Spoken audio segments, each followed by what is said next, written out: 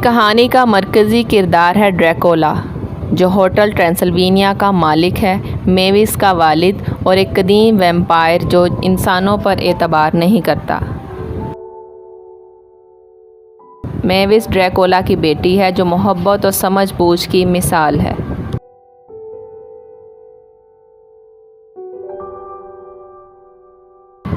Johnny एक खुशमिजाज बातूनी इंसान जो मेविस का शौहर है और मॉन्स्टर से बेहद मोहब्बत करता है।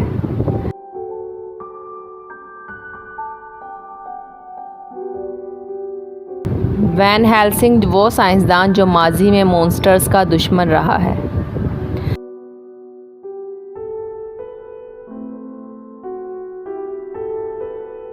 कहानी की शुरुआत होटल ट्रांसिल्वेनिया में एक ख़ास दिन से होती है। होटल की 125वीं सालगिरह मनाई जा रही है और मॉन्स्टर्स खुशी में झूम रहे हैं। जॉनी इस मौके पर ख़ास सरगर्मी दिखाता है क्योंकि वह होटल को मज़ीद जदीद और दिलचस्प बनाने के ख्वाब देखता है। उधर ड्रैकुला ने एक बड़ा फ़ैसला किया है। वो होटल अपनी बेटी मेविस और दामाद जॉनी को देना चाहता है, या कम अज़ कम वो ऐसा सोचता है। जॉनी बहुत पुरजोश है कि वो होटल का मालिक बनेगा, लेकिन ड्रैकुला को शक है कि चूँकि जॉनी इंसान है वो होटल के काबिल नहीं। वो सोचता है कि होटल सिर्फ मॉन्स्टर्स के लिए है। इसी हैरानी में ड्रैकुला एक झूठ बोलता है। वो जॉनी को कहता है कि मॉन्स्टर्स ना होने की वजह से वो होटल का मालिक नहीं बन सकता। ये सुनकर जॉनी बहुत अफसुर्दा होता है, मगर फिर उसे एक उम्मीद नज़र आती है, वैन हेल्सिंग की मॉन्स्टर ट्रांसफॉर्मेशन रे।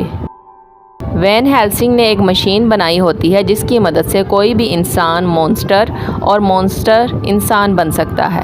जॉनी इस मशीन को इस्तेमाल करता है और एक बहुत बड़ा सब्ज़ ड्रैगन जैसा जिस्म वाला मॉन्स्टर बन जाता है। जब ड्रैकुला को पता चलता है तो वो मशीन को बंद करने की कोशिश करता है, लेकिन गलती से शुआ उस पर पड़ जाती है और वो इंसान बन जाता है।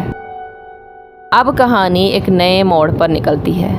जॉनी एक मॉन्स्टर है जो अपने नए जिस्म से लुत्फ़अंदोज़ हो रहा है, जबकि ड्रैकुला एक इंसान है जो कमज़ोरी, पसीना और खौफ को महसूस कर रहा है पहली बार।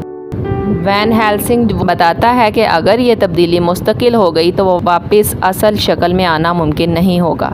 सिर्फ जनूबी अमेरिका के एक मखसूस क्रिस्टल की मदद से ही इस तब्दीली को रिवर्स किया जा सकता है।